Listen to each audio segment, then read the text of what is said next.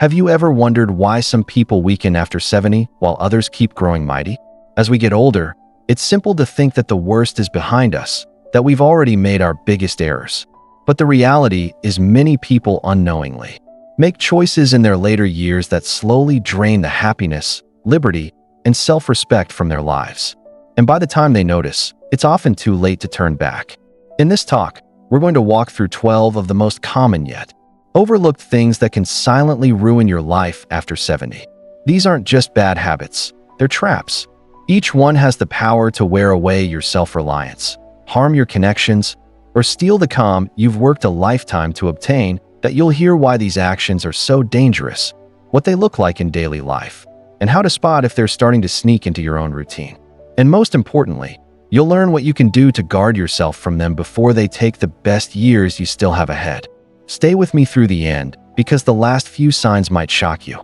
They're not what most people think about, but they can quietly cause the most damage if left unchecked, and knowing them now could make all the difference.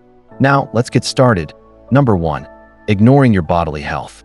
One of the quickest ways to lose your freedom after 70 is by letting your bodily health slide. It doesn't happen all at once. It's the outcome of small decisions repeated every day, like skipping a short walk, eating too much factory-made food, or disregarding that tightness in your back that wasn't there last month.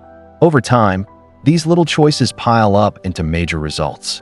Your legs weaken, your steadiness worsens, and soon even basic things like climbing stairs or getting out of bed feel like a challenge. The body naturally slows down with age, yes, but it doesn't mean you're supposed to give in to that decline.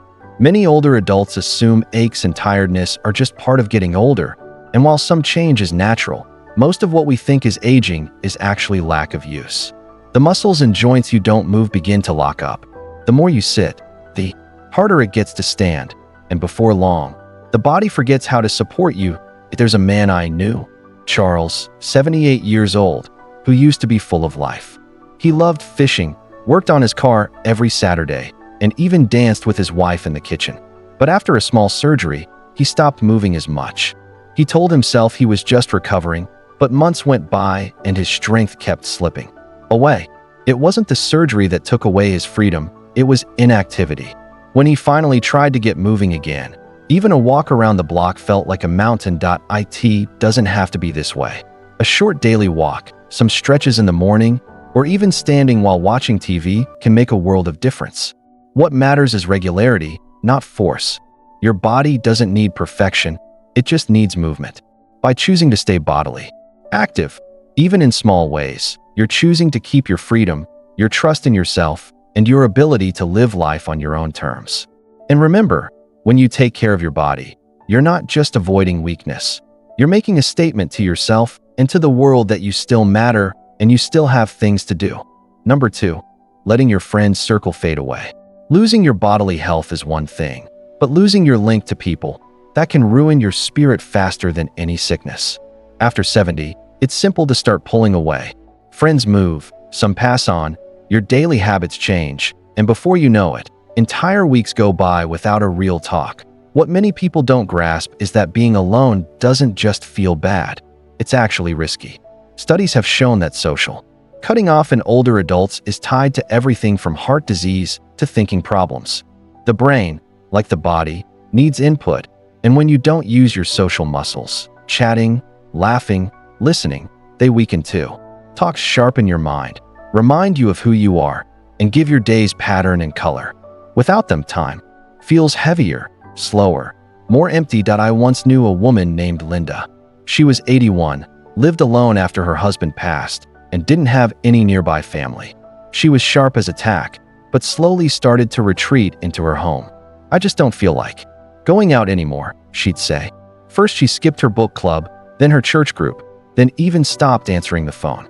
Within a year, Linda went from witty and alert to foggy and withdrawn, not because her brain failed her, but because her world got too quiet. Rebuilding or keeping a social life after 70 takes effort, but it's effort worth making. Call an old friend, join a group in your area, say hello to your neighbor even if you don't know what to talk about. It's not about filling your calendar, it's about staying human. Being around people reminds you that you belong, that you're still part of the world, and that you're more than just your 𝐎𝐥𝐲. If your phone hasn't rung in a while, don't wait for someone else to make the first move. Reach out. Let someone know you're thinking of them. Because staying socially linked isn't just a nice bonus. It's a form of medicine, one that could add years to your life and life to your years. If you're still watching this talk and finding these ideas useful, please comment number 2 below to let me know you're here.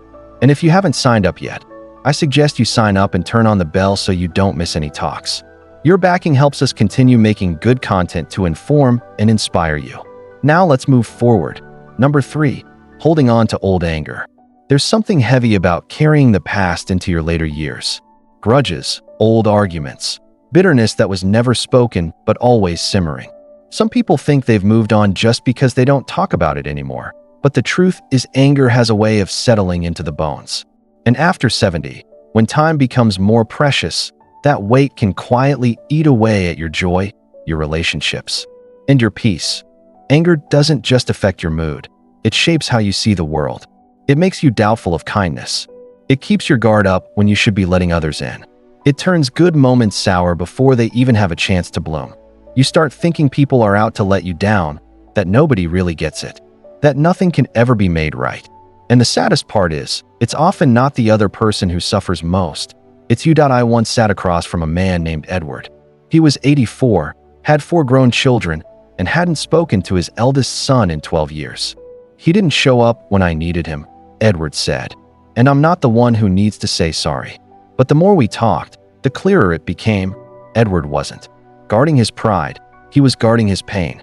And it was cutting him off from the very people who still cared. He said with tears in his eyes that he wasn't even sure what he was mad about anymore, only that the quiet had grown louder than the problem itself. Letting go isn't always about saying what happened was okay. It's about choosing to put the pain down so you can move forward. It's about freeing yourself, not the other person. And at this stage of life, peace isn't something you can afford to delay. The clock keeps ticking whether we forgive or not. Better to use your time building memories than reliving wounds. That if you're holding on to something or someone, ask yourself this: is it helping you, or is it holding you back? You don't need to forget, but you do deserve to feel free. And letting go, even just a little, can open up space in your heart for better things: connection, understanding, and maybe even healing. Number 4, refusing to ask for help. There's a quiet kind of pride that many older folks carry, and while it's built from strength and self-reliance, it can slowly become a trap. After 70, refusing to ask for help isn't just being stubborn, it can be dangerous. Whether it's about your health, your home, or your feelings, keeping everything to yourself may feel like keeping your self-respect, but it often leads to needless struggle and loneliness. That we were raised to believe that asking for help is a sign of weakness. But in truth, it takes wisdom to see when support is needed. Pride can whisper, "You've handled this far, don't start leaning on others now." But that voice often comes from fear. Fear of looking weak, of being a burden, of admitting that things are changing. And yet, not asking for help doesn't keep you strong. It just makes the results heavier when they come. Take the case of Harold, 76, who lived alone after his wife passed. He started having trouble with the stairs, but didn't want to bother anyone. One day he slipped and fell, breaking his hip. When his daughter asked why he never said anything, his answer was simple: "I didn't want to be a problem." What he didn't realize was that the people who love us don't see us as problems, they see us as family. And asking for help isn't a burden, it's an invite to stay connected. There are many kinds of help: bodily, emotional, even practical. Maybe it's having someone check your medicines, fix a loose railing, or just sit and listen when you need to talk. Every time you ask for help, you're not giving something up, you're giving others the chance to show they care. And there's something else. When you ask for help, you model strength, not weakness.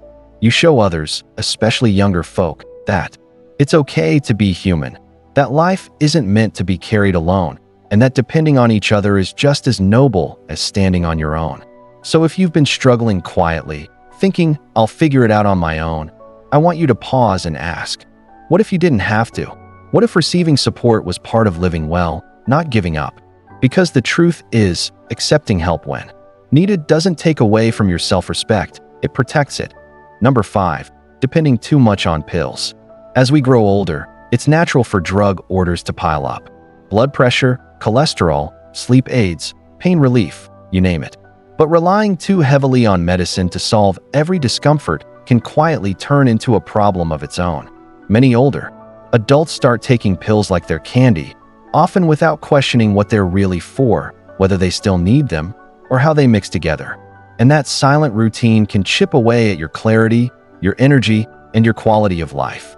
Now, let's be clear, medicine saves lives, but it can also hide the deeper causes of symptoms, giving the illusion of steadiness while your actual health drops behind the scenes.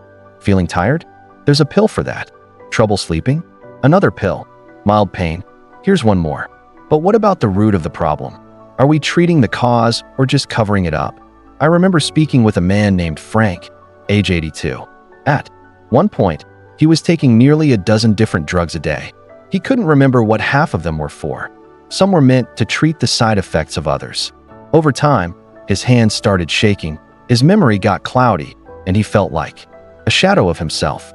Eventually, a new doctor reviewed everything and helped him safely reduce the load. Within weeks, he felt more alert, steadier, and clearer than he had in years. It wasn't age making him foggy, it was over-medication. This isn't about throwing away your ordered drugs. It's about staying aware, staying involved, and asking questions. What is this for? Do I still need it? Is there a non-drug choice? Can lifestyle changes help reduce my need for this? Those are not rebellious questions, they're responsible ones. You have every right to understand what's going into your body and how it's affecting you. Also keep in mind that your body changes with age. The way you process medicine at 75 isn't the same as it was at 45. What was once helpful might now be too strong or even harmful. That's why regular medicine reviews with your doctor or drugstore worker are so important. Sometimes the healthiest step isn't adding another pill, it's taking away the unneeded ones. You don't have to be against medicine to be careful with it. You just have to remember that pills should support your life, not define it. And the more in tune you are with what you really need, the more likely you are to feel like yourself again, sharp, steady, and in control. Number 6. Living in a home that no longer fits your needs. Most people don't think their house could become a danger spot, but after 70, the very place that once felt safest can slowly turn into a silent threat. That second-floor bedroom, those steep front steps, the dim hallway you've walked through 1,000 times. As your body changes, the home must adapt with it. And when it doesn't, the risk doesn't just grow, it multiplies. It's not just about big falls or accidents, though those are all too common. It's about the subtle ways a home can start to work against you. The bathroom with no grab bars. The kitchen cabinets that require stretching or climbing. The rugs that once looked cozy, but now catch your foot just enough to throw off your balance. These may seem like small details, but at our age, small details can have big results. Let me tell you about Eleanor. She was 79, lived in the same home for over 40 years, and loved it dearly. But the staircase had grown hard, and the laundry room was in the basement. She insisted on doing everything herself. "This is my house," she'd say. "I'm not leaving." One day, she missed a step going downstairs and broke her wrist. It took months to recover, not just from the injury, but from the loss of trust that followed. She started pausing, second-guessing, pulling back from activities she once enjoyed. The house hadn't just caused a fall, it had taken away her freedom. The truth is, holding on to a familiar space can sometimes come at the cost of your safety, your energy, and your peace of mind. That doesn't mean you have to move, it might just mean making smart changes. Brighter lighting, removing trip dangers, moving your bedroom downstairs, or putting in rails and grips in key spots. These changes don't mean weakness, they mean looking ahead. They say, "I'm planning to live well right where I am." And if your home really can't be changed to suit your changing needs, it may be time to think about a different space, one that supports your freedom rather than undermines it. That choice doesn't mean giving up. It means picking freedom over friction, ease over old feelings, and safety over sentiment. Your home should help you live, not quietly steal your ability to. Take a moment to look around your space, not with the eyes of who you were 30 years ago, but with the wisdom of who you are today. What needs to shift? What would make life smoother, easier, safer? You've earned comfort. You've earned safety. Don't let loyalty to a building cost you the life you're still meant to enjoy. That if you're still watching this talk and finding these ideas useful, please comment number 6 below to let me know you're here. And if you haven't signed up yet, I suggest you sign up and turn on the bell so you don't miss any talks. Your backing helps us continue making good content to inform and inspire you. Now let's move forward. Number 7, not adjusting to money changes. Money doesn't retire just because you do. In fact, after 70, the way you handle your money can quietly shape your entire quality of life, for better or worse. And the danger isn't always in having too little. Sometimes it's in failing to adjust. Old spending habits, outdated plans, or blind spots in planning can slowly lead you towards stress, debt, or even depending on others, often without you noticing it until things feel out of control. That you've probably heard people say, "I've always managed just fine." But here's the thing. What worked at 50 may not work at 75. The patterns of your costs change. Health costs grow. Money sources shift from paychecks to fixed funds. And yet many people never stop to look again. They continue spending as if nothing has changed, ignoring the quiet drip of costs that add up faster than expected. I remember a gentleman named Ronald, 74, who'd always prided himself on being thrifty, but he hadn't reviewed his money situation since his wife passed. He still paid for insurance plans they no longer needed, signed up for services he didn't use, and kept giving money to every charity that sent a letter. One day he realized his savings were shrinking faster than he'd planned, not because he was careless, but because he hadn't adjusted. Your later years should feel lighter, not more stressful. That means reviewing your spending, checking for leaks in your budget, and this is important, letting go of guilt around money. Many seniors feel bad about spending on themselves or even talking to their children about money, but quiet can cause far more harm than honesty. Don't be afraid to ask for help reviewing your situation, whether it's from a trusted family member, a money guide, or someone at your bank. Let them help you spot risks, avoid scams, and make smart adjustments. Sometimes just a few simple changes, like combining accounts, canceling services you don't use, or creating a spending plan, can restore a huge sense of control. And if your money picture includes supporting adult children or grandchildren, be mindful. Being giving is beautiful, but it should never come at the cost of your own peace. You've done your part. You've built, saved, and given. Now is the time to protect what you have and use it to support your well-being. Money freedom in your 70s isn't just about having money. It's about having clarity, trust in yourself, and the ability to make choices without fear. By adjusting wisely, you give yourself the best chance to enjoy these years with calm and confidence. And that, friend, is worth every penny. Number 8, living with people who drain your spirit.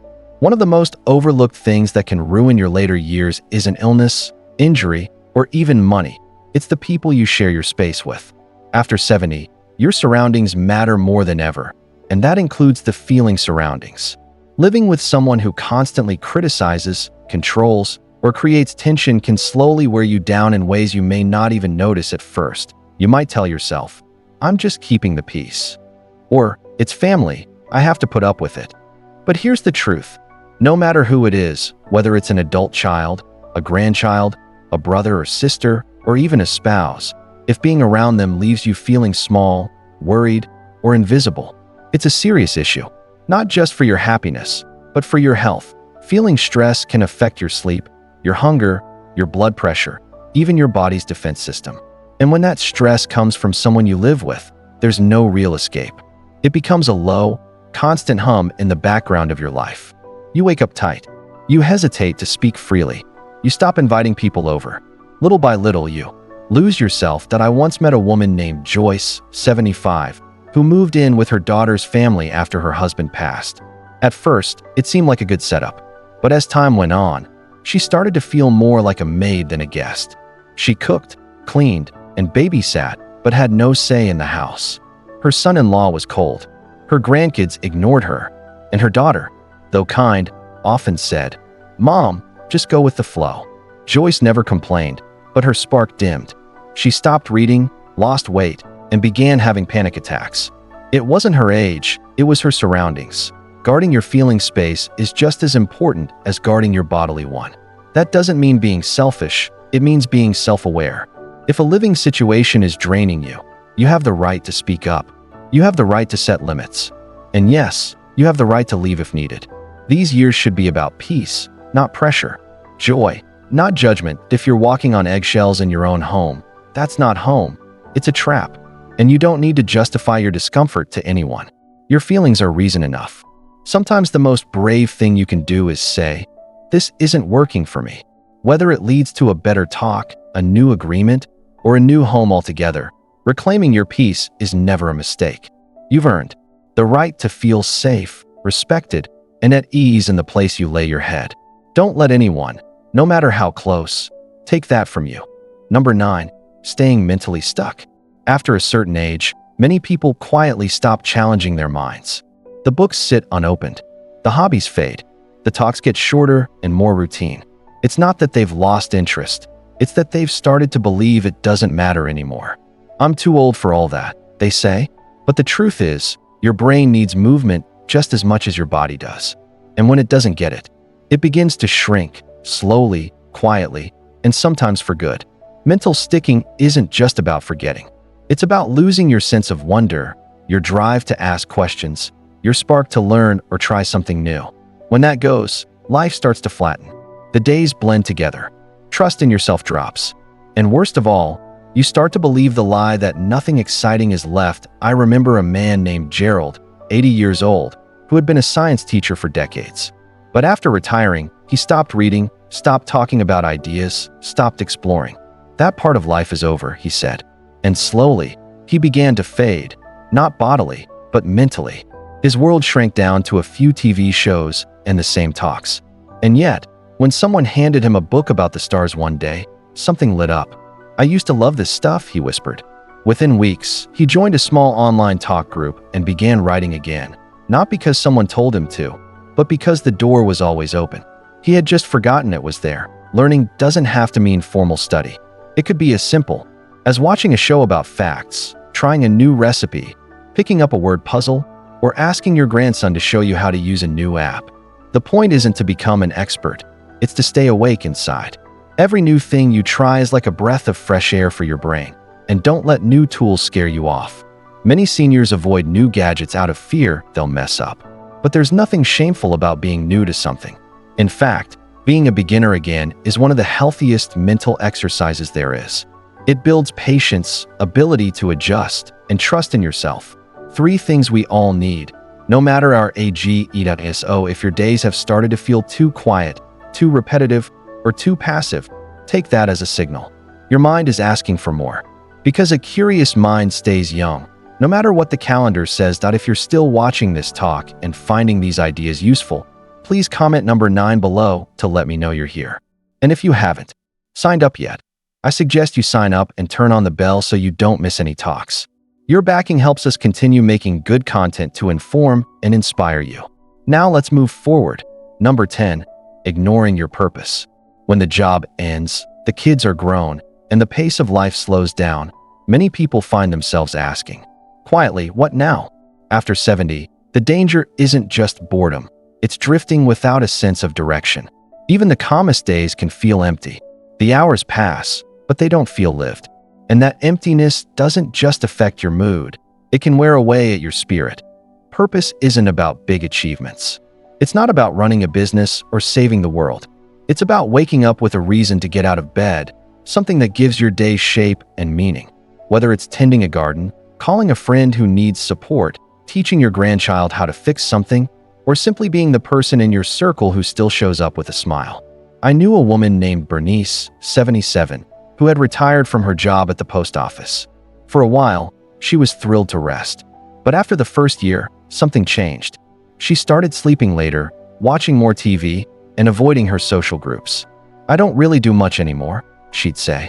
And you could see it, the way her eyes lost their spark. But then one of her neighbors asked if she'd be willing to teach a weekly knitting class at the local library. At first she paused. Why would anyone want to learn from me? But she went, and within a few weeks, her whole posture changed. She had purpose again, not flashy or loud, but deeply human. Your purpose doesn't have to be visible to others. It just has to be real to you. Maybe it's sharing stories, comforting someone who's struggling, or even taking care of a pet. The point is, you matter. Your presence, your voice, your energy, they still have weight. And when you stop believing that, you start to shrink in your own eyes. It's never too late to ask, what am I here for today? Not this year, not this decade, just today. Purpose is built in small acts, repeated with heart. When you live like you still matter, you start to feel like you still matter. And that, my friend, changes everything. Number 11. Chasing youth instead of embracing age. There's a big difference between staying young at heart and trying to pretend you're still 35. After 70, some folks fall into the trap of chasing youth. They spend time, money, and energy trying to look younger, act younger, or avoid anything that reminds them of their age. And while a little pride in your look is a good thing, constantly fighting time can quietly drain your joy, self-worth, and peace. Trying to stay young at all costs often leads to comparing. You start measuring yourself against who you used to be, or against others who seem to be aging better. This thinking turns every wrinkle into a failure, every ache into a flaw, and every gray hair into something to hide. It's tiring, and it never ends. Because no matter how hard you try, the clock keeps moving. And if your happiness depends on staying the same, you'll never feel like you're enough. I knew a man named Dennis, 73, who spent a fortune on anti-aging treatments, hair dyes, skin creams, even test shots. He said it made him feel in control. But the truth was, he was scared of being seen as old. And because of that, he avoided people his age, skipped events where he might feel too old, and slowly started keeping to himself. His life became smaller, not because of his age, but because of how hard he tried to deny it. But aging, when embraced, can be beautiful. There's a calm, a confidence, a depth that only comes from time. The way you carry yourself, the stories you've lived, the wisdom behind your words. These are not things to be covered up. They're things to be shared. Letting go of the race to stay young doesn't mean letting yourself go. It means letting yourself be. It means taking care of your body because you love it, not because you hate the way it's changing. It means dressing in a way that feels good to you, not to impress someone who doesn't matter. It means choosing to see your years as a gift, not a burden. You don't have to chase the past to have a full life today. In fact, the more you make peace with where you are, the more open you become to joy, love, and purpose, all the things that never age. Number 12. Avoiding talks about death. For many people, the subject of death feels like a door best left closed.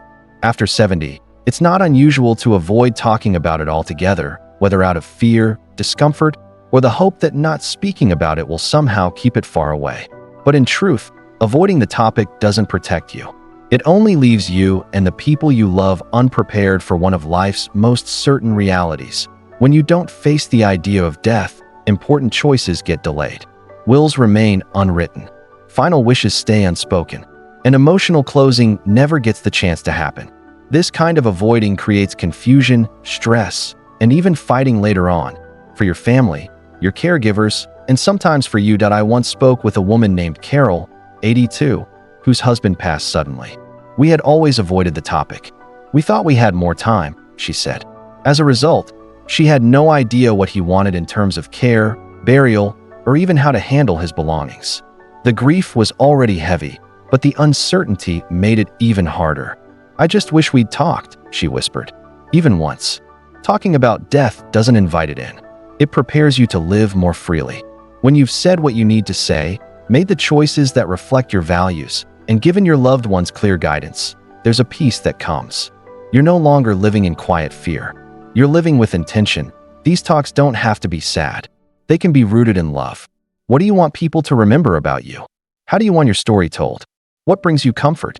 Who should? Make choices if you can't? These aren't scary questions. They're sacred ones. And here's something most people don't realize. Talking about death often deepens your love for life. It reminds you to say, I love you more often, to forgive quicker, and to enjoy the time you have. It's not about planning to die. It's about choosing how you want to live until then. With clarity, grace, and connection. You don't need to have all the answers right away. Just begin. One talk, one letter, one step toward peace. Because when you stop being afraid of the end, you make more room for the richness of everything in between. Final thoughts. As we wrap up this talk, Take a moment to think about these 12 things we've walked through. Which one spoke to you the loudest? Was there a habit you've noticed sneaking into your life? Or maybe something you've been quietly carrying that it's finally time to let go? The truth is, life after 70 can be rich, meaningful, and deeply satisfying. But only if we stay alert to the things that threaten to steal that from us. Some of the biggest dangers we face aren't loud or obvious. They're quiet, easy to ignore. That's why noticing them is powerful. Because once you see them, you can choose differently. So which of these do you want to start changing today? You don't need to tackle all 12. Start with one shift, one choice to honor yourself and the life you still have ahead. Because it's never too late to rewrite the story of how you live. Thank you for joining us today. We'd love to hear from you. Leave a comment below and share one thing you learned today and how you plan to use it in your life. Your thoughts are important to us, so don't hold back from sharing them. Reading your comments gives us great drive and support. If you enjoyed this talk and found it helpful, please like, sign up, and share. Your support helps us continue creating good content to inform and inspire you. Thanks for watching, and we look forward to seeing you in the next talk.